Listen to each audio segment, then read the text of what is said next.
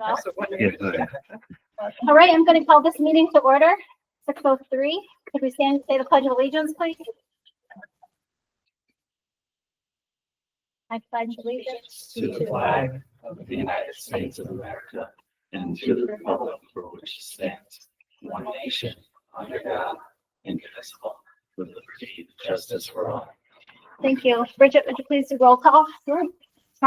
Here. Evan Dorr. Here. Darlene Hooper. Here.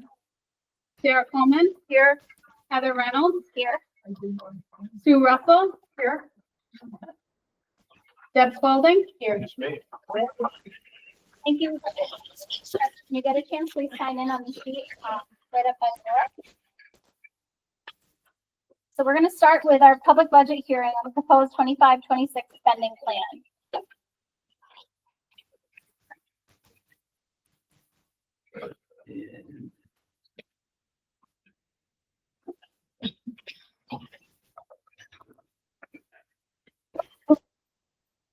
Smile. Okay, give me just a second.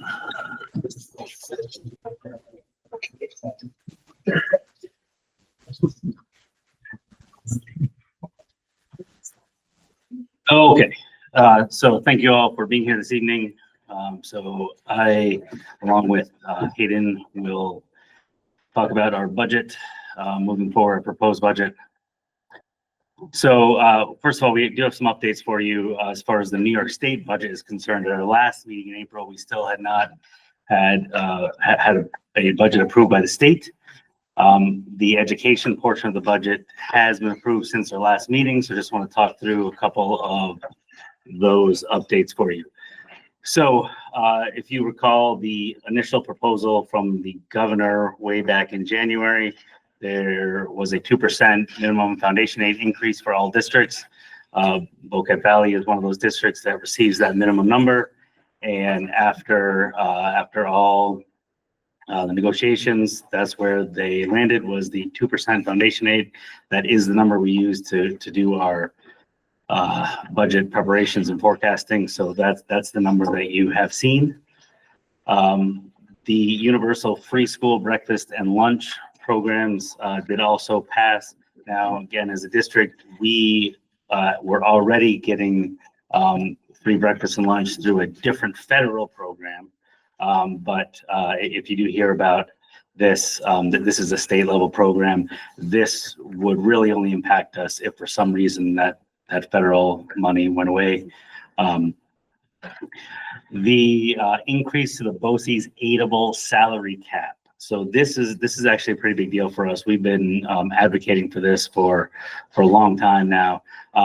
Essentially what happens is if there's a BOCES employee that has an aidable salary, and let's just say, for example, that they have a salary of $50,000, we would only, the way that the law currently is, we would only get aid back on the first $30,000 of those $50,000. What is proposed in this budget, what has been agreed upon in this budget, is that they're going to phase up to $60,000. So this current school year is still $30,000. The next school year would be $40,000. The year after that, $50,000, and then finally $60,000 in 28-29. So those are numbers that that we are definitely excited about. Now, in terms of the zero emission buses, the dates that we had previously prior to this budget, 2027, no longer allowed to purchase any gas or diesel powered buses. Any new purchases had to be electric, and then by 2035 the entire fleet had to be turned over. There is a 24-month extension to the new purchase date, to that 2027 date. So my understanding is there will be an application process of some sort, which we would certainly apply for any extension. This expands the justification to also include any other factors outside the control of the district. So, for example, say buses just simply weren't available. That would be something outside the control of the district. And there's also an independent battery range estimate process that is now a requirement. Again, prior to this, the bus companies were we're responsible for reporting on that range. So having an independent third party do that, it will probably give us a better estimate of that. And then lastly, I know we've talked about this quite a bit, a bell-to-bell cell phone ban. So we are still waiting on specific language from the governor, exactly what this will look like. But what we know is that it's bell-to-bell. That's the start of the day to the end of the day, K through 12, no cell phones to be used by students. My understanding is that, again, we haven't seen the total language on this yet. So it's, based on what we have seen, we'll need a plan in place by August. So we're hoping that we do have language pretty soon here that we're able to act upon and get that process in place. We were moving this direction anyway, but if you remember, once the governor started talking about this, we held off a little bit because we didn't want to have contradictory language to what the governor was proposing. So we are ready to move forward with this. We are ready to move forward with this. We just wanted to make sure that we were doing that in line with what the final budget was saying. So those are the updates from New York State. So our budget philosophy at Boquet Valley. So we're looking to provide high quality education and improve educational performance, looking to maintain and expand educational programs and opportunities while minimizing tax impact, looking to stay within the tax cap, and looking to plan for the 2025-26 school year and beyond. As a reminder, so the tax cap legislation and how that impacts our budget for next school year. So in 2012, 2013, that's when the tax cap legislation started. And just as a reminder to everyone, the tax cap, that 2% is just one of the numbers that goes into the formula. So you will see, and as you'll certainly see in the chart I'll have later about all the different tax caps that we've had. We've never been at exactly 2%. It's just one of the numbers that goes into the equation. The tax cap threshold for this year is 3.06%. So, and I have this blown up on the next sheet here, so you can see this a little better. But this is what the local share actually looks like. So if you take a look here, going down the left-hand side, those are the different towns that are in the district. And as we make our way across, the red boxes tend to be the areas that we focus on the most here. But if you first look at the first red box, the equalization rate. So this has to do with when your town was most recently assessed. Those that have been most recently assessed, those have a 100% equalization rate.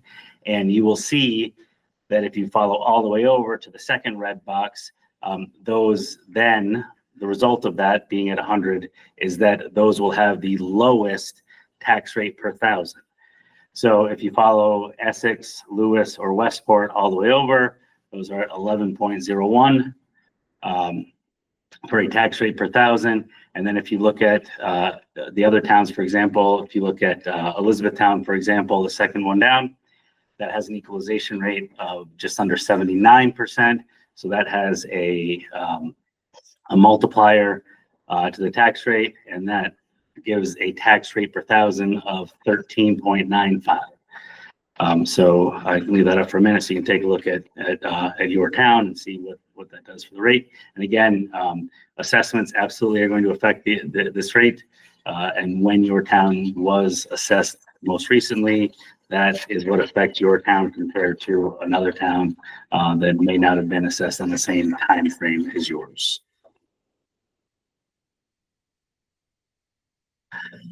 Okay, so how do we compare to other districts? So the overall budget increase for next year, we are looking at 5.21% budget increase overall. And as a reminder, those of you that have been to some of the previous meetings, we're looking to purchase 2 buses out of the reserve that counts towards the total budget increase. And that's a significant factor in increasing that number. And the tax levy increase is at 3.06. So if you compare to some of the other districts, we do have a couple districts in our region that are, in the sixes, some that have chosen to go over the cap, some that are going over the cap for the second or third time in the last few years. And then the tax levy percent increase over here, again, we're just over 3%. You'll see some in the high threes, some in the high fours. Scream Lake down here in the eights, and then some that are significantly lower. Ticonderoga, about a 1. Mariah is just about flat. And Shazy is in the negative. And if you want to see that in a graph, looks like this. Boquet Valley's here. Again, blue is the percent increase, and the red is the tax levy increase. So you can see that we fall in the middle there.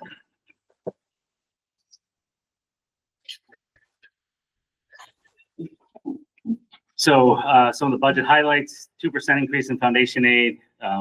Again, still working under the tax cap limitations. We're using $0 from our unrestricted fund balance. And I say that because this is pretty unusual for school districts to be using $0 from their unrestricted fund balance.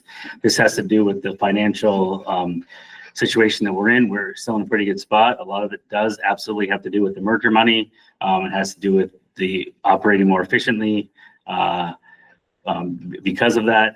And we are able to, since we've merged, we've not used any money from our unrestricted fund balance. So pretty happy about that, to still be in that position. And again, as you saw on the previous slide, 5.21% increase in the overall spend. And I believe with that, I'm going to turn it over to Hayden to talk about the 3-part budget here. So first I'll start off just by showing immediately a lot of eyes are going to go to that 32% increase, which looks a little different than last month. The reason for that is nothing has changed in the actual expenses. The state has told me that they would like to see our bus purchases included in the capital line rather than the programming. Historically, student transportation has always gone through programming because it's a direct impact on students, but they would like to see it in the capital just to show that we are taking ownership of a capital asset. So we just moved that over, which is why it's looking like such a large increase. If I took that away, the increase is much smaller, just at around 3 or 4%. So that is the reason for that. But very, very small increases for program and administrative. A lot of this is due to just different salary obligations, contractual obligations that we have. One of the big pieces that is going up in the administrative line is we are seeing massive increases to the district's insurance, not just us. That is statewide right now. We have a couple of districts, we've got within our BOCES that are seeing 40% increases just on their insurance costs for next year. That is being driven. We have 2 major insurance carriers within the state. They're largely competing with each other. And what we're going to start to see is that competition is just going to rise those costs, as well as just high claims within the state. We have had a lot of natural disasters. We are seeing high claims within the district. We've seen even just within this district, we had quite a few insurance claims over the past year. We had a state of emergency back in July, so those will all factor into that. But overall gives us to that 5.21% increase. We had mentioned in previous meetings, if we took away those bus purchases and those equipment purchases that are being purchased out of the reserve, that increase is below 2%, which is very in line with all of our other districts. It just looks like a much larger increase because we're going to use those reserves to purchase that money. Should it be passed by the voters, we would use the money from those reserves. Moving on over to, this is just a quick overview, line by line. We're going to go through this. We'll blow it up each section just so we can see exactly what's going on. But starting with the administrative functions, we're seeing a little kind of up and down. Again, a lot of that is due to just moving different items around. We look at like BOCES costs for cafeteria management. Historically has always been in programming. Now it's being included in administrative costs because it is an administrative function of the district, even though it is affecting the students directly. Our major items, a very large increase in tax collection that is not due to anything that has happened, is really just due to more parcels within the district or the charging more per parcel. That is a contractual cost that we have. Legal fees going up a little bit too, just looking at historical spending on legal fees, where we're tracking this year, and to increase that a little bit. But to make up for that, we did decrease a couple different ones, mainly public information services. Last year was about 44,000. looking at what we're spending this year, it felt appropriate to decrease that line a significant amount. And then the other larger increase that we're seeing is really due in the business administration. I just spoke about the cafeteria management. That is a business function, so we do house that cost there, and it was moved from a line before. So that is really where the increase is being driven. Contractual obligations within that business administration line are just right in line with what we've expected around that 20% increase year over year. Moving on to, I believe, capital. Yes. So we are seeing a massive 21,000% increase in that transportation line. That is just simply due to those buses, the tractor, and the van that are up for vote this year. Overall, though, very, very similar increases. The statutory bond school construction, that is going up about 17 to 18%. Every single year, we will see that climb until the debt has been paid off. We pay more of our premium every year and less of our interest, so that's why we see that go up. We pay less interest every year, but we pay a little bit more on the premium. Those are debt schedules that are given to us directly by our fiscal advisors, or GTIMs. And then the other larger increase with maintenance of plant, that is just simply due to some changes, whether someone is a custodian versus a cleaner, or boiler maintenance, all of those different things. The other piece in there is just some structural upgrades that we're looking at potential for next year, replacing flooring, cleaning, like all of those things go for maintenance. So a little bit larger of an increase, and just preparing for anything that could potentially happen. And then finally, programming. We've really gone through most of this in the past couple of meetings, but we're seeing occupational education go down. That line is CV Tech, incarcerated youth, any sort of hands-on education. BOCES charges a 5-year average on that. So if our average dips down, the cost of it goes down. We are not paying per student, we're paying per student based on a 5-year average. So it's normal to see that fluctuate quite a bit. Special schools also decreasing a little bit. We do know we have the ESD grant, and we have going for year 5. We're in year 5 or year 4? Year 5. So a lot of that summer programming can be included in the ESD grant, so that is decreasing. Health services. This was just due to historically the psychological services that we paid for were contracted out, and that was paid through health services. Now that the district employs school psychologists directly, it moves to school psychology line, which is why we're seeing a large increase on the school psychology line, because historically we did not pay directly for those services.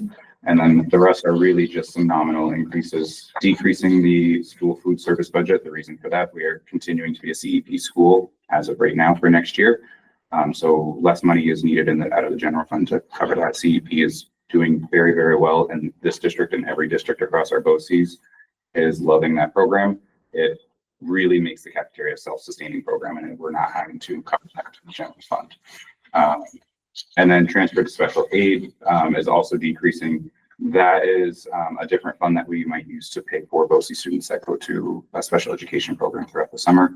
But based on historical trends and how the way that BOCES charge us, that is also decreasing a little bit. There is also an additional aid incentive now, so we get an additional aid percentage on the student for transportation of those students throughout the summer. So it was appropriate to decrease that line, knowing that we are going to be being able to offset those funds. It is also, when I talk about special ed services in the summer, it is billed back. So the students that are going this summer are not the students that we are paying for this summer. We are actually paying for the students that went last summer. It's always billed in arrears, is the term I'm looking for there. So since we had less students last year than previous years, it goes down. We may see it increase next year because we had more students go this year. I can also say we have a couple special cases when it comes to special education in the summer, with placements of students, whether they're housed through the state or the foster care, or they're in a group home. It all gets charged differently. So that is one of the reasons why we're seeing such a large decrease there. Reserves, same reserves. The board is aware of all of these. We have not used any of those reserves this year. Right, the interest is still performing very, very well. You can see on our capital reserve, we have almost $200,000 in interest so far this year. So those reserves are staying where they should be, collecting interest. throughout the year. I can tell you when I do my bank rec every month, I love to see those numbers because they get larger and larger. And the interest rates are staying very level right now. We do expect in the future those will dip. We all know as soon as COVID hit, we saw interest rates go through the roof, and slowly we're going to see those go down. But right now, no reason to really move those funds. You will see us decrease the fund balance assigned to encumbrances. This is an incredibly complicated formula that we do with the auditors every year. At the end of the year, I let our auditors know, hey, I don't have my electric bill yet, so I think we need to carry over some funds from this year. I haven't got my June bill. Last year, I carried over a little bit more just because I was new to the district, didn't know quite what I was going to be getting come July. This year, I know exactly where I'm at. So estimating much smaller carryover for next year, I think we'll just have to cover a couple utility bills there. And then the unassigned fund balance going up as we would expect at the end of the year.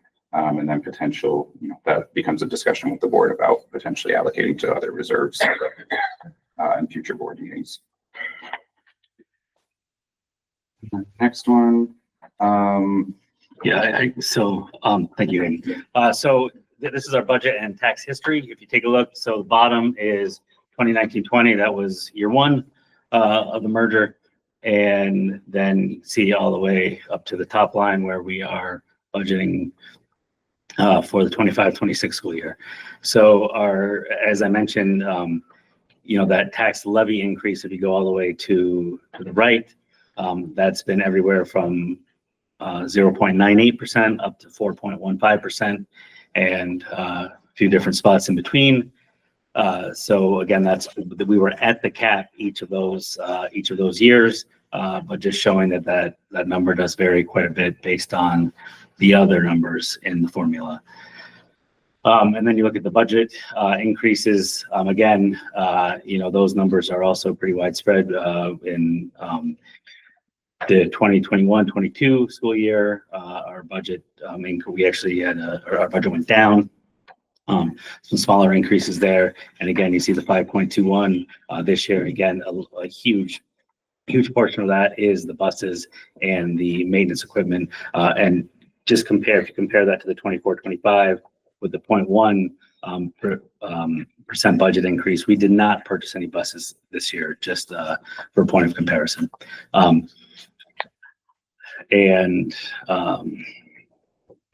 So moving on to this. So what do the propositions actually look like? So proposition 1 will be to adopt the annual budget of the Boquet Valley Central School District for the fiscal year 25-26 and to authorize the requisite portion thereof to be raised by taxation on the taxable property of the district. So proposition 1 is the budget. That would be a yes, no for that one. Proposition 2, you would elect 4 members to the Board of Education. 3 members will have 3-year terms to succeed Thomas Broderick, Heather Reynolds, and Sue Russell. And 1 will have a 1-year term to fill the seat that Evan George is currently in.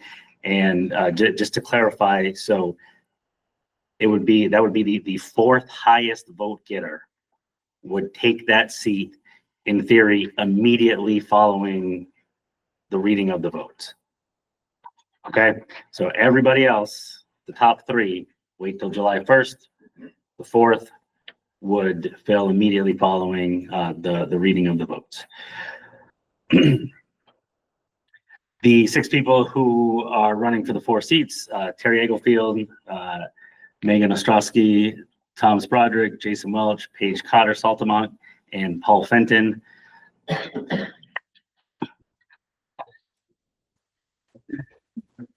And proposition 3, to purchase 2 65-passenger buses at a maximum of $357,000 using the Transportation Reserve Fund.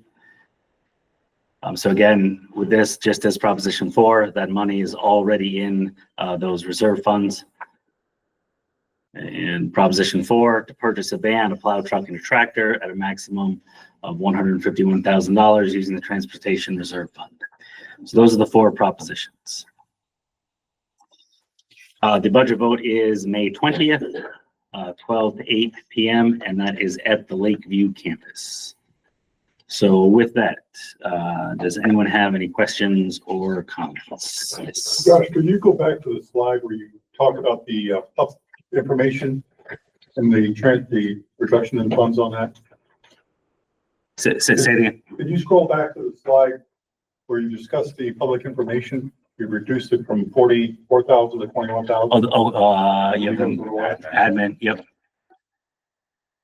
Yeah, public information services. Yep. What does that entail, please? So that is, that is all, I believe, the COSA, right? The COSER, there's also funds allocated if we were to get a sizable oil request that required a lot of printing or anything like that, it would go there, but it is mainly the COSER. Is the website there too, or is that? Yep, the website would be there, website maintenance. That would have nothing to do with informational mailers to the public or anything along those lines. Informational mailer, so it depends on what it's for. So if we're mailing out like the budget notice, that goes to Board of Education because it is the board's. Exactly. But just, there used to be a weekly bulletin or monthly bulletin that came out for a period of time. And it's been rapidly discussed about the fact that people, that are not internet savvy have no way of knowing what's going on. I was just wondering where that fell and would the reduction even worsen that situation for the public? If the district were to do it, it would go to that one.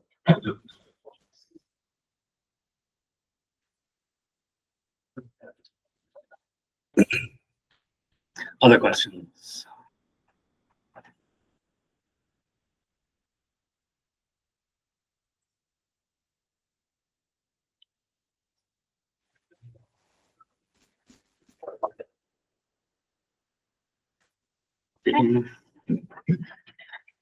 Right, we're gonna move on to number 6. We're going to have a presentation by the Executive Director of We Are Instrumental, Evan Mack. Just give me 10 seconds here.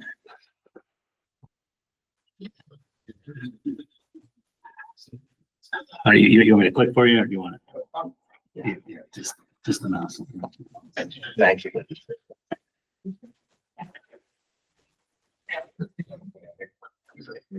Hello, everyone. My name is Dr. Evan Mack. I am a pianist, composer, professor at Skidmore College. Most importantly, the founder and executive director of We Are Instrumental. I appreciate all of your time here. I want to talk about the exciting things that are not just happening, that can affect Boquet Valley, but in the entire Adirondack region. And so we are an organization. I just want to use. All right.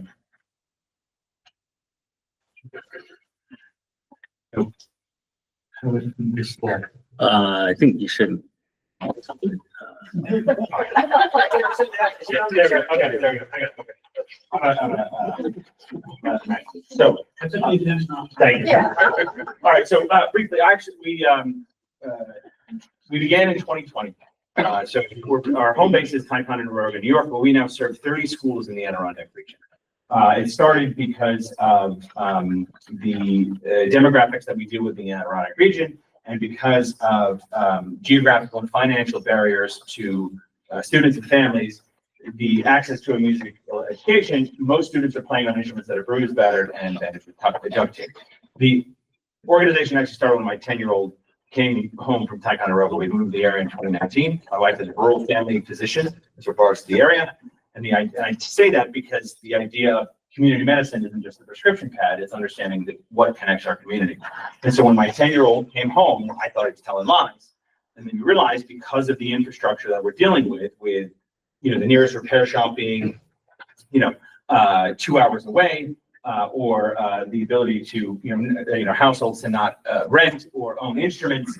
This is the result when budget fluctuate and all that, and you have to deal with infrastructure. And so we sprang into action. And so we dealt with, this is our main purpose, is to create a more robust musical education in the Adirondack region. So essentially we have this process where we address lack of access of instruments. We have a process that collect, fix, and distribute musical tools. We have now sustaining musical programs engaged with therapists throughout the year. We break down barriers to musical education in multiple different ways. So to start, we actually, in 2020, had an instrument drive in Saratoga Springs, collected 70 instruments. We valued around anywhere from $40,000 to $50,000. Since 2020, we've collected almost 600 instruments that have been fully refurbished and donated to over 30 schools in the Adirondacks, free. We just get them fixed into the hands of kids, because if you want a kid to succeed in school, you give them an instrument. You want higher test scores, give them an instrument. You want better attendance, GPAs, SATs, get them in music. That's the key. There's studies that show two main things. Regardless of socioeconomic conditions, it's access to enrichment that is a determinant of success in education.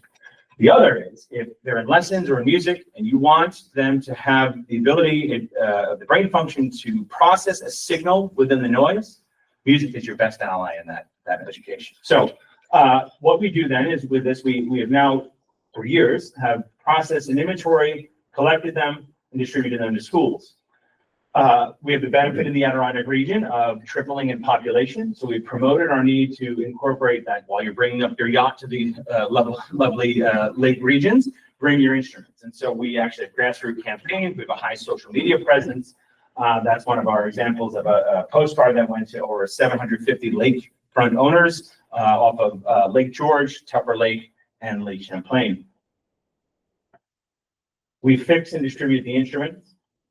We use the library, we partner with the library system. So if there's an instrument that is in trouble in Boquet, it gets dropped off by one of our lovely music teachers to the nearest library. It gets sent out of Ticonderoga. We get it fixed up with our people. And also, if we get instruments and say, oh, you need a tuba, great. We drop it off in Ticonderoga and it gets to the nearest library and picked up. So no burden to the school district.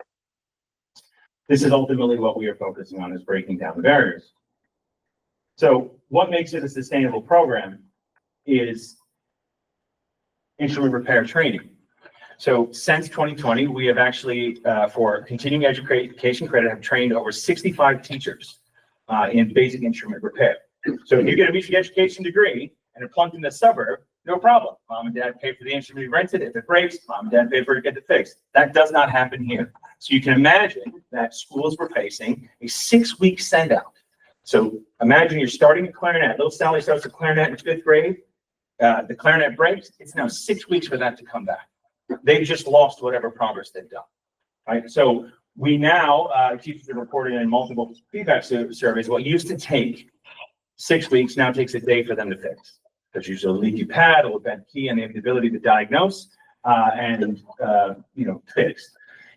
One thing that's very exciting that we're launching this year, and I'm hoping that the board will help us invite us to your school free of charge, is we have a Harmony Restored program. And so what we're doing is, in addition to this, we now have the inventory of 30 different school districts, and we've used AI to analyze the make, model, and serial number of every single instrument in the Adirondack. We're going to publish our results in July, but we understand the life expectancy of every single instrument and how many of them are living past their death date.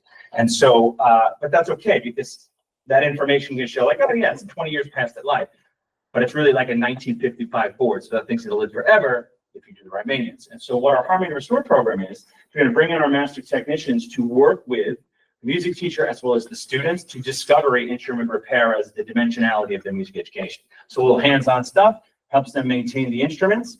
It takes those instruments that are maybe a little bit more wear and tear. The students learn to give it a little bit of love and care, and they can live for another 20 years. Anything that would take a minor repair or something that we have to bring down, that we expect then the teacher to come to our BOCES partnered instrument repair training for professional development, continuing education credit, saves your district thousands and thousands of dollars to make the instrument inventory more sustainable throughout the entire region. So hopefully I will be either annoying the music teacher or the administration to say, hey, we want to come and work with your students for an hour or two during the school day to learn this wonderful facet. And we're building, dating myself a little bit, but we're building a digital infrastructure as well. It's a little Mr. Wizard style, if anyone grew up watching that. And so we actually have videos that students and teachers can see on this maintenance. So through access to our website, any of our partner schools, Boquet has been a wonderful partner school. And so they have the ability to see these videos as part of their education to help maintain these instruments. So we have it in flute, clarinet, saxophone, trumpet, and trombone. So we are continuing with that work. Great. Now, once you give a well-working instrument to students, then the potential is limitless. So we have a digital lesson program. It started with 6 students in 2022. We now have 36 students taking lessons in composition, saxophone, flute, clarinet, trumpet, strings, and percussion. And lessons are with college professors. They are virtual, so it breaks down the geographical barrier, and they are free to you and your district. So we will hope that you will continue. We've done a few lessons on the regular 6, yeah, and so the idea of building that in the schedule, all it is a high-speed internet and the ability to zoom in, and the plate spins wonderfully for the entire year to get 30 lessons for free weekly. And good, right? There you go. Last is, with a lot of these professors, we have our culmination with a yearly kickoff of our music summit. So this October will be our 3rd music summit. It's being hosted in Sable. We really hope that grades 6 through 12 will come to our music summit. We invite 25 world-class professionals to come in and work with our students for the day. Now, unlike NYSSMA, which is a wonderful organization, NYSSMA will have kids come in and rehearse. There's an audition process. This is unfettered access, right? So the kid comes with the instrument and they work in a group lesson.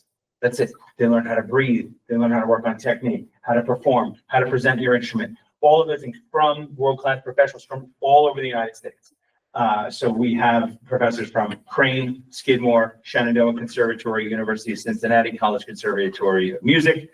Even last year we had someone from UCLA. So we really bring in wonderful people to work with our North Country kids. And this is just some pictures of our wonderful summit, the excitement that they'll have, and they just walk away with the ability to work. Also, if you'll notice here, they also have access to instrument repair on those days, and the teachers that come will get continuing education credit for not only instrument repair, but this year we're adding other curricular development and pedagogy classes as well, so they can get credit while they're English students. Okay, these are wonderful partners that help us, and please save the date. Bill Cole is smiling with his ice cream to invite you, this wonderful person, soul of the earth, that fixes all your instruments.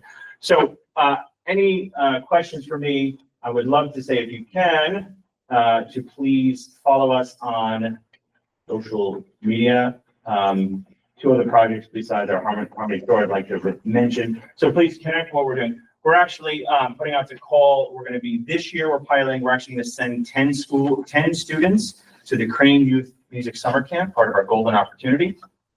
And this past March, we had a March Madness Challenge, and 9 of our schools participated. And we did bracket style for practicing. So a minute for listening to music, you get a point. 2 points for a minute of practicing your music. 3 points for sight reading, and 5 points for scales.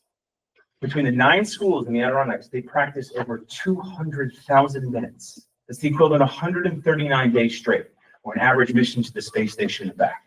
So you can imagine, yes, we had fun videos from Super Bowl winners to Broadway stars, giving them shout outs, and then did a little competition. And ultimately, 3rd place went to Tupper Lake. They got an ice cream party. Peru got ice cream and pizza. And Brushed and Moira won with over 50,000 minutes of practicing. And they won ice cream, pizza, and they get to see a show of Proctors. So we're going to be offering that again in March. And then finally, I'll just, leave you with this. We had a student in Ticonderoga, Audrey. So 1 of 7, mom's in jail, dad's nowhere, raised by grandma. She showed a lot of promise in her middle school years, playing on this beat up French horn. We were fortunate enough to get a French horn that we restored, a very beautiful Con 8 French horn, silver, double valve, gorgeous. We gave it to Audrey, to Ticonderoga School. Audrey started practicing more. She entered our lesson program. She auditioned for NYSSMA level 6, was the first in Ticonderoga ever to go to All-State, which was an amazing feat. She made it repeatable the following year and made All-State Orchestra. We know we don't have an orchestra program. She auditioned for the World Performance Series and got in to perform at Carnegie Hall in London. We sponsored Audrey to go, raised all of the funds for her to, have that golden opportunity, the same golden opportunity we're doing for the 10 kids to camp this summer. Audrey, again, 1 of 7, raised by grandma, is getting a full ride to Dartmouth.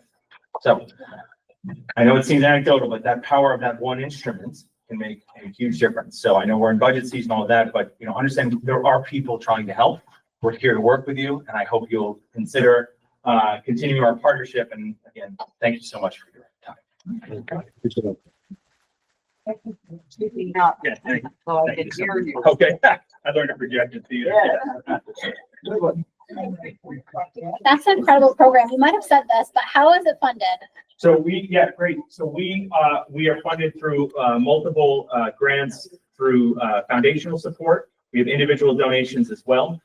So we started originally as just a concerned father, and now we're at a $250,000 operating budget in terms of grants and funding.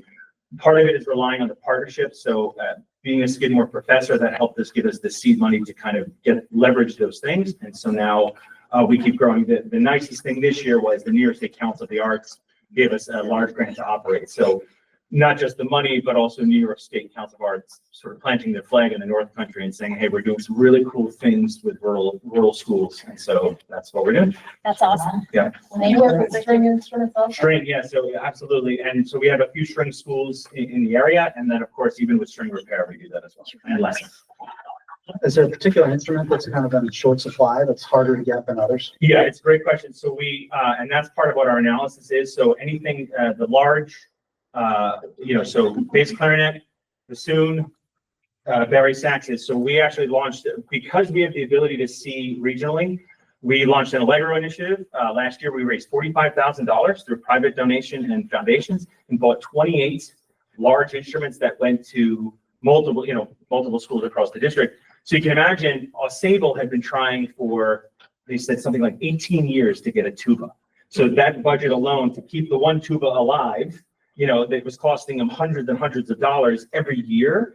They walked away with 2 brand new tubas, well manufactured, that are going to last 20 or 30 years. So that's what our AI research is also showing. By looking as a region, we can say, oh my goodness, there's going to be a flute crisis in 2026.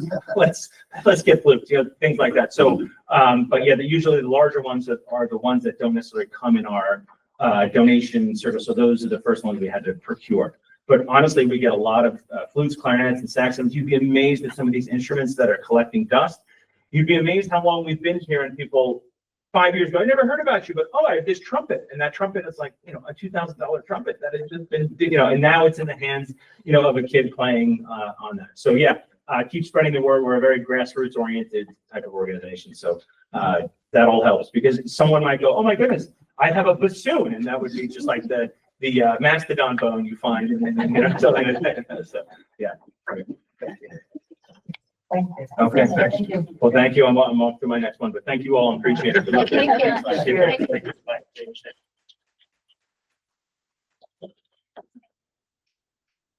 Okay, moving on, looking for approval of minutes, the April 10th, 2025 regular board meeting and special meeting as presented. Can I get a motion? Thanks, Sarah. In a second. Second. Thank you, Tom. Any discussion? All in favor? Aye. Opposed? Abstentions? Motion passes. Moving into a public comment, we have 2 public comment sections tonight, one at the beginning and one at the end. We've set aside 15-minute period, giving anyone in the audience time to share their thoughts with us. Please raise your hand to be acknowledged. When you're called upon, please identify yourself, give your address, limiting your comments to 3 minutes. Opinions, ideas, and concerns that are offered by the public will be considered and taken under advisement. Would anybody like to speak tonight? Yes, Mr. Rice? I'm Ray Rice, 921 Stevenson Road, Westport, New York, 12993. It's been brought to my attention that our Parent Square, which is the computer assisted out to the public, had a huge ad in there just before Easter about a pride event that's in Saranac Lake. It's after the school year's over, and I've had a lot of people reach out to me.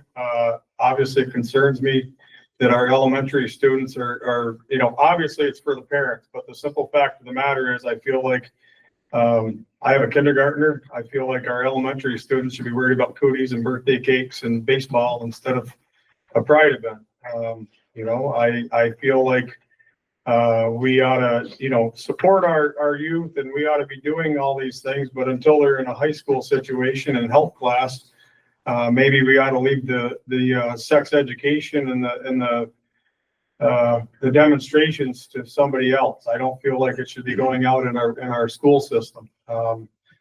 It's, you know, I realize it's out there in the community, but that section of life is less than 7%. You know, I'm not here in anger. I've got an older brother that's gay. And I really don't care. I feel like if I came to the school system and said that I was going to offer a straight sex parade and I'd like the same, offer of advertisement, I think somebody would have a problem with it. The very same parent square that went out that time had an Easter egg hunt at Ballard Park. I feel that's much more appropriate for our elementary use. It was put out as, you know, part of the Lakeview campus. We've got sixth graders. I don't feel like any of that's appropriate. If I felt like, you know, I don't think anybody in this room would want me having a Bible discussion with their children, and I don't feel like we need to be offering up a pride parade for our elementary youth. I mean, I just feel like there's other avenues. If you want to pursue that, then it should be pursued elsewhere rather than our school system and supported by our school system. And Parents. yeah, it's you know, it's my job to educate my son, and unfortunately, I can't homeschool him. I have to rely on the community, and we're all here to do things to educate our youth. And I just don't feel, you know, I'm not trying to ostracize anybody or anything like that, but I just feel it's morally wrong. I feel it's wrong no matter what the topic is. We shouldn't be having a topic with our elementary students about sex. If the parent wants to discuss that with them, then that should be an open discussion, but I don't feel like anybody here or anybody in the school system should be promoting it. I don't know how to make it, I don't know how to say it nicer than that, but I just needed to come here and get it off my chest. Sure. I've spoken with a lot of parents, and a lot of parents are upset, but you know, I had to find a sitter for my son tonight so that I could come here, but it's important enough that I feel like I should speak out, and I've done that. So I just want the board to consider that and the people that are involved here to kind of look at what's going out to our youth and what's being used through our school system, which may or may not be appropriate. Thank you, Mr. Rice. Thank you.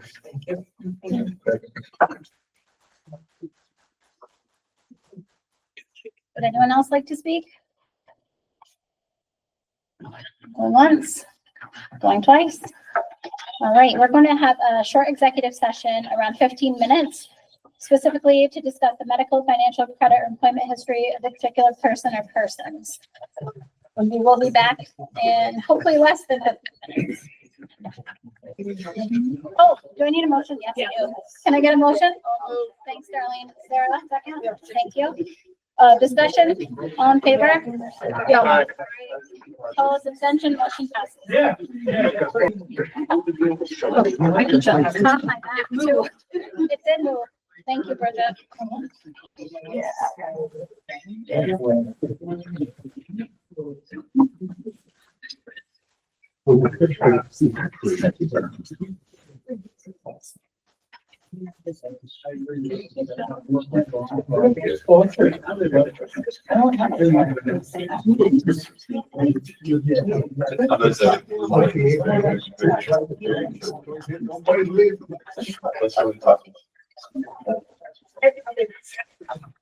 I'll try to go to you.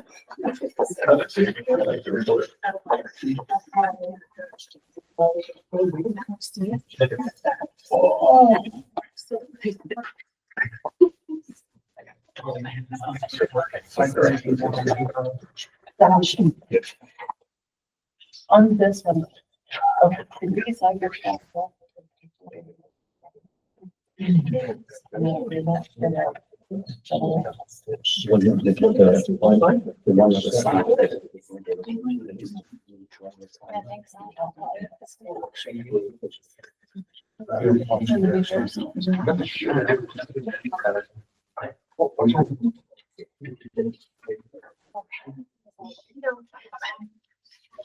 Also.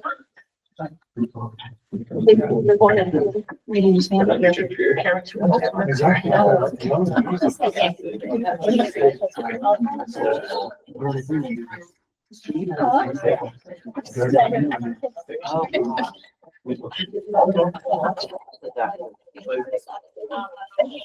Carbone. Define yourself. Ready? All right, we're gonna re-enter regular session at 7:24. Can I have a motion? Thanks, Darlene. I'm gonna need a second. Thank you. Discussion, all in favor? Aye. Opposed, abstention, motion passes. Moving along to number 10, financials, A1 through 5. Can I get a motion? A motion. Thanks, Deb. And a second? Second. Thanks, Tom. Any discussion? All in favor? Aye. Opposed, abstentions, motion passes. Number 11, A and B as presented. Can I get a motion? I'll move. Thanks, Sarah. And a second? Thanks, Sue. Any discussion? All in favor? Aye. Opposed, abstentions, motion passes. Number 12, action items, consent agenda 12A through D. Can I get a motion? A motion. Thank you, Deb. And a second? Second. Thank you, Darlene. Any discussion? All in favor? Aye. Opposed, abstentions, motion passes.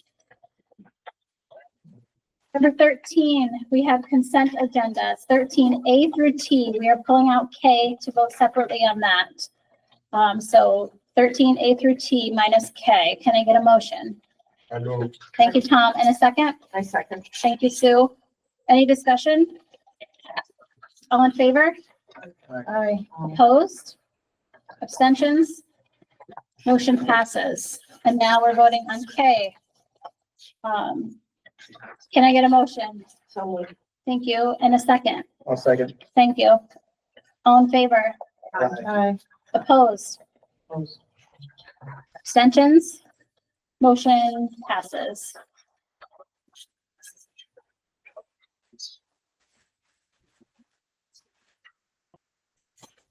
Okay. Moving on to policy, we had the second reading to policy number 3311, notification of disclosure of employee disciplinary records. So that will be up for a vote at next meeting. Is that correct? Yep. Okay, so we have no votes for policy. Just be prepared to vote on that at our June meeting. So our monthly administrative report, Ms. Dixon Cross could not be here. Ms. Mr. Tyler, do you have anything? I just have a couple of quick things to share. Sure, Yeah, yes. I'm only sharing because Mrs. Dixon Cross couldn't be here, but I'll share that we completed state testing, grades 3 through 8 for math and DLA and science 5 and 8. A lot of districts statewide had technology problems, but we luckily had no issues, and all of our students completed the test successfully. Can't believe you just said that talked out about loud. I'm sorry? Can't believe you said that out I'm loud. sorry. Next year, you remind him. You said that out loud at a board meeting. You just talked about you just approved the $10,000 Adirondack Foundation grant, and I'm really excited. We're going to start implementing that now, essentially. So 2 areas of focus is putting books in businesses, and then family literacy nights next school year, 1 a month, open and free, and giving away books. Is that And local then- businesses? I'm sorry? Local businesses? Yeah, Right? any Yeah. business in the district, we're gonna put bookshelves up and put Boquet Valley all over it and get Very books in nice. young hands. It's really exciting. And then last week we did a walk and roll event. Was it Friday? Wednesday. Wednesday, we did it. We met at Ballard Park. We had just under half the school participate. We took up all of the street, went up Cisco Street, had a fire truck and a police car. And the feedback I've received from community is let's do more of that. So we're planning on doing that once a month next school year. We're going to talk about what that looks like in the winter, but we're going to try to do more of that walk and roll to school next school. So, And it didn't cut into the day, like, yeah, it really didn't. I was Yeah. thinking, oh, what time we started, 10 o'clock, but it was like 8:40. yeah, it's really great. And the kids that didn't participate met everybody outside who did and cheered for them. And it was really, really fun. It was exciting. So, I heard from local community members that they'd like to know in advance. Yeah. So that they can be Yeah. out there and Sure. cheering it out. I thought it was really cool. That's a good idea. Yeah. Yeah.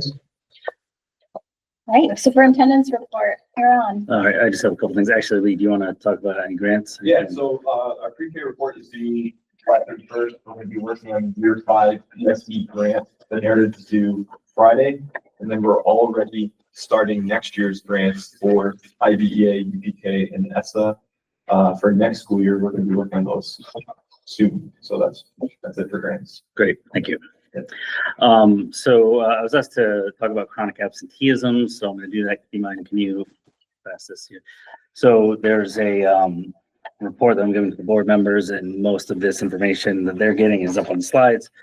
But chronic absenteeism by definition, New York State is when a student misses at least 10% of the enrolled instructional days. So 180-day school year, that's 18 days. But here's the part that that people tend to have a hard time with, regardless of whether those absences are excused or unexcused. So it doesn't matter why you are out. It could be the greatest reason ever, but it counts toward chronic absenteeism. So nationally, rates have doubled since the pandemic, from 16% in 2019 to 33% in 2022. Hopefully 2022 is the peak of chronic absenteeism. And, you know, if you think about, you know, what we were saying, that's when we were very actively telling people, please don't come to school. You know, if you think you may have met someone who was ever had a cold, don't come to school, right? That was like the message that we were delivering at that time. And so it is kind of hard to get parents and students out of that mentality, but we are making progress. I'm going to show you that. Can I ask a question? Yep. What constitutes an absenteeism? Is it half a day or more than half a day or? So any part of the day? it's different at the high school and at the elementary. At the high school, there's period by period attendance. So for example, like, let's say that you have, I don't know, math first period, right? You could be chronically absent from math, but then never miss English ninth period or something. Well, that happens with sports, I've noticed. Yeah. So high school sports, Yep. like ninth or 10th period, they're often, if they play all three sports, there's many times they're missing that throughout the year. So I was just wondering about that. Yeah, and then elementary, they really just take attendance once throughout the day. And if you're absent, you're absent. Do they count that as absent? When I don't- It says when on they the go- report they go card to how the many, like, So They never used to. So now they're telling you? yeah. Okay, I'm because it's done period by period. But and then the last bullet here, sorry. the last bullet here, right? Students who are chronically absent, they're significantly more likely to struggle academically, socially, and absenteeism disproportionately affects high school students and students from historically underserved communities. So if you look at the part that it disproportionately affects high school students, the NICED data only reports on high school students. So the chronic absenteeism is based on high school. We'll talk about everyone in just a minute here. But if you look at our numbers, so 2020, 2021, we were 24.1%. The 2021-22 school year, that's where we peaked at 35.5%, slightly lower the following year. And then we're making a little progress. So if you look at it in, as a graph here, peaked here, and that's what we saw in the national data, and slowly declining here. So key takeaway, we're steadily decreasing over the last 3 years. Hopefully we continue to do so. This chart here, if you take a look, and I'm going to tell you what I tried to do here. So if you look at the 67.7% in the top left corner, right? Those students were kindergartners in 2021-22. But the following year, they were first grade. So I tried to color code this for you. And then second grade the next year and third grade the following year, right? So I tried to do that all the way down. So if you first look at those bands, and let's start there just for example, right? 67.7%, right? Those of you who have had kindergartners know that isn't necessarily a pandemic number. They are sick that often, right? They seem to always be sick, and right. So you keep them home. But they got a little better the following year, and then a second grader is a little better, and 30. So I mean, this cohort, these are amazing numbers. They are. Yeah, 3%. I mean, that's absolutely fantastic. If you look at these other cohorts here, very similar. We're in the 50s here. For first and second grade, though, the following year, those dropped down to about 20%, and then dropped down here to about 10% here, and then, you know, a little bit lower than that. So this isn't perfect, right? They don't all drop, but if you saw before 2019, that number was 16%.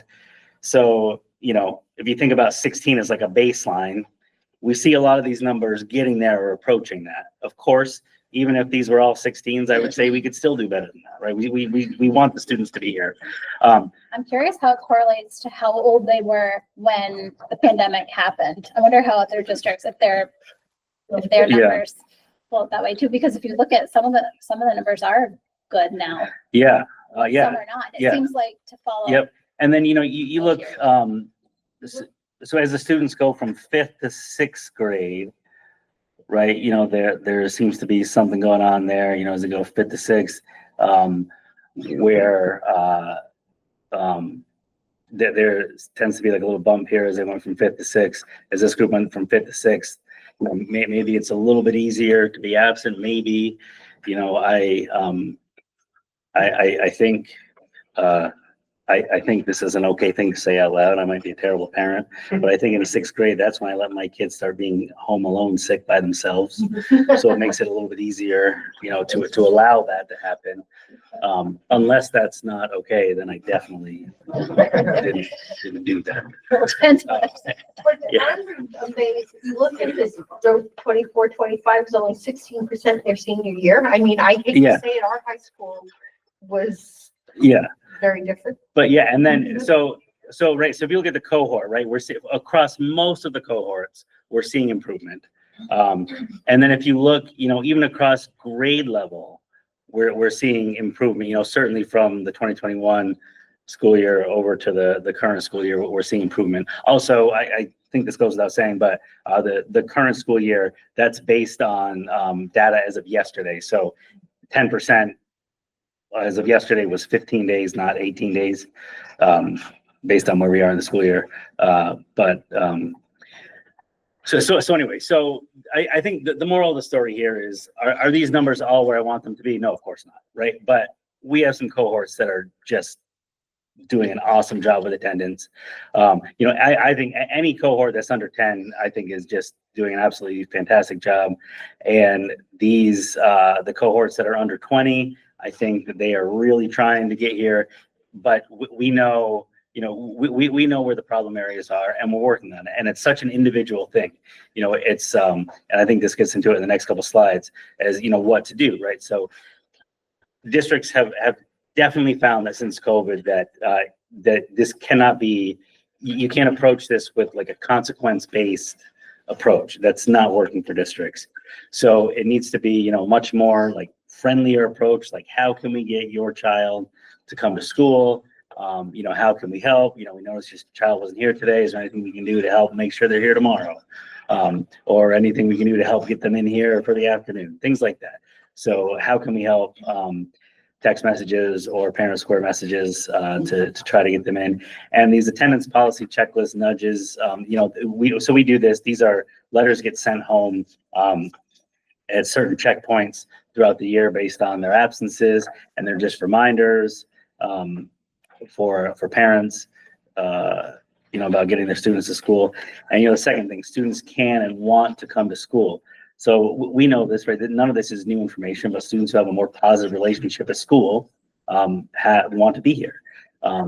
Students that are getting the appropriate supports, they want to be here. And students that feel that this is connecting to what they want to do after high school, they want to be here. So just making sure that students realize that.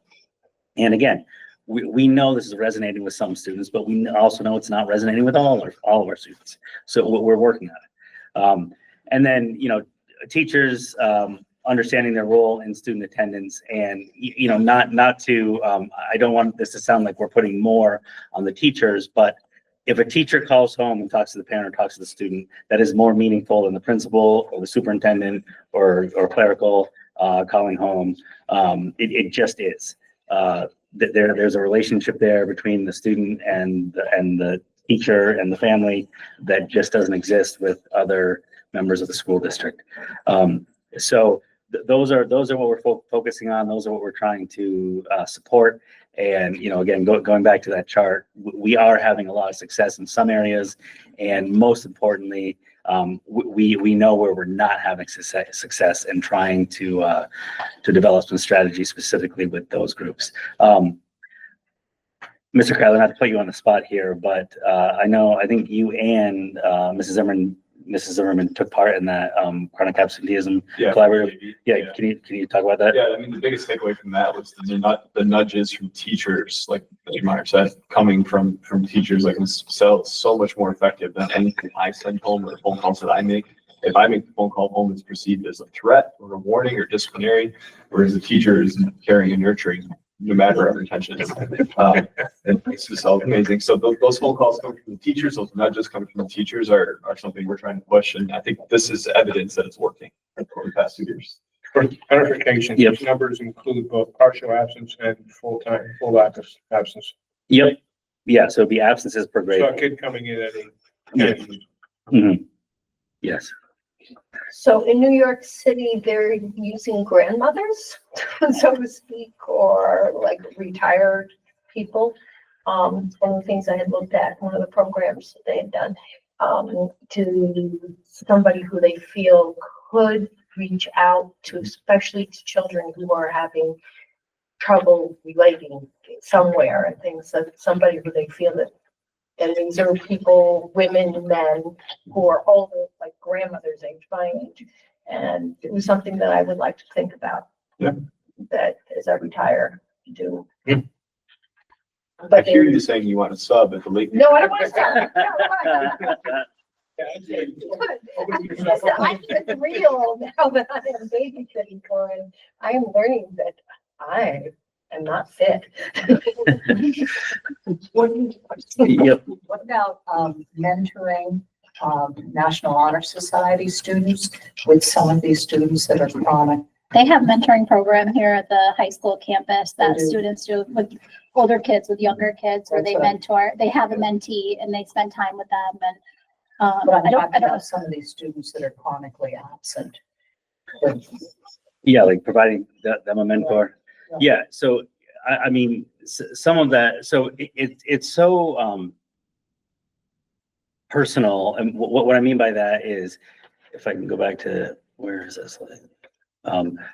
You know, where some of these students are going to want to come to school because they feel that, you know, that this is a purpose to what they want to do after, right after school.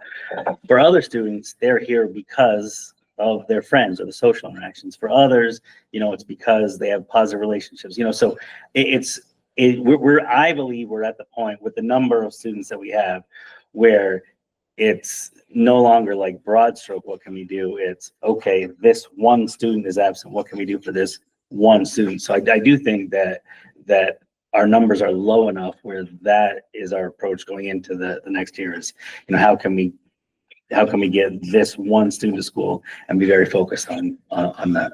So yeah, I mean, if that is going to resonate with some students, then I'm all for it.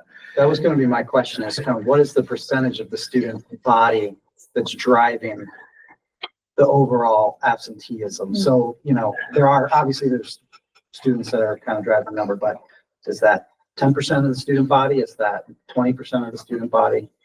that's a good question. I gave it to the board last month, the chronic absenteeism, like the number of students that represent that. Like, I don't remember offhand, Yeah. but I think it's fair to say Elaine and I know exactly, I can name you those students who have more than 16 absences today. And how we are individualizing, it's not cookie cutter for a grade 1 student, Sure. grade 1 or 4. Yeah. Yeah. But I think it's fair to say we know who those kids are and what they need to get to school. Yeah. What happens to me when I'm chronically absent? 10%, 20%. What's the repercussions of it? Yeah, I think it's different for elementary versus middle high school. At middle high school level, you start talking about course credit and seat time. At elementary, it's just lack of access to education impacting your success. So you tell me I lack education. It's unlikely that we're going to retain you because you weren't at school. Right. It's very unlikely. It's just your lack of access. Do you involve outside agencies to help? Yeah, that's a good question. So we work with Essex County DSS for preventative services, but a family has to opt into those services. There's Families First. There's so many options that we sort of flood families with options for, as much as like, we will come pick up your child, or SRO can come pick up your child. I will come, like, whatever it takes. Actually fair to say. Yeah, like we have those. So. No, that's great. Any other absentee questions? Okay, so we have a board meeting on June 12th. That is, if you remember, we talked about this, at the April meeting. That conflicts with the Essex County Senior Awards Night. I typically go to that. I am okay missing that if the 12th is the only day that works. But June 10th is my suggestion. But, you know, I'm flexible, I guess. That's fine with me. Yeah. Okay, the 10th is fine with me. Just so you know, my daughter's due date for her second child is June 8th, and I am the babysitter. Right. So I say. We'll mark you down as that. Okay, I watched that. There's a little play toy back right behind it. You do not want Chase here. I gotta tell you.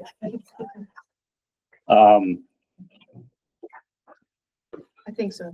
Yeah. Okay, so how about this? So we say tentatively the 10th. We will reach out to board members tomorrow and just confirm that that is going to work for everybody. I'm fine. Sports schedule. Josh, maybe, I'm not sure who it is there. So in the pre-K, how many, we have the registration's already gone out for that next year, or? It's sort of open applications. Yeah, it's out. How is it going number wise?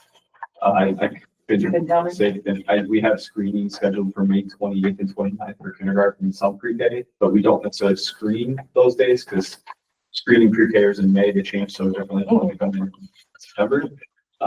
So I can get that for you. I was just wondering what our numbers are. Yeah. Thank you. Public comment? Yep. All right, moving on to our last public comment. It's our second one at the end of the meeting, 15-minute period, giving anyone in the audience time to share their thoughts. Please raise your hand and be acknowledged when you're called upon. Identify yourself and give your address, limiting your comments to 3 minutes. Opinions, ideas, and concerns that are offered by the public will be considered and taken under advisement. Would anybody like to comment? Going once?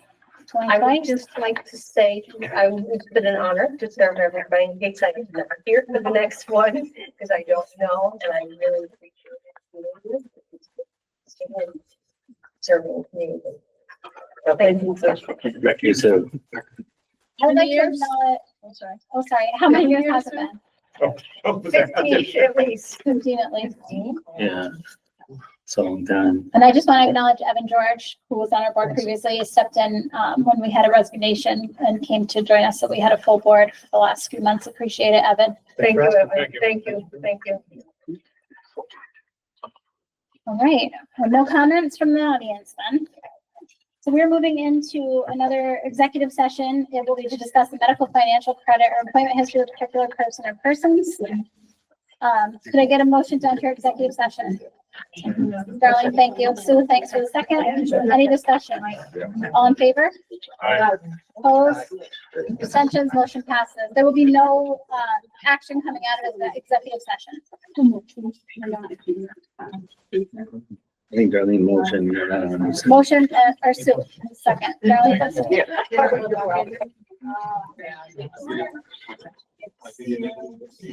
I can't.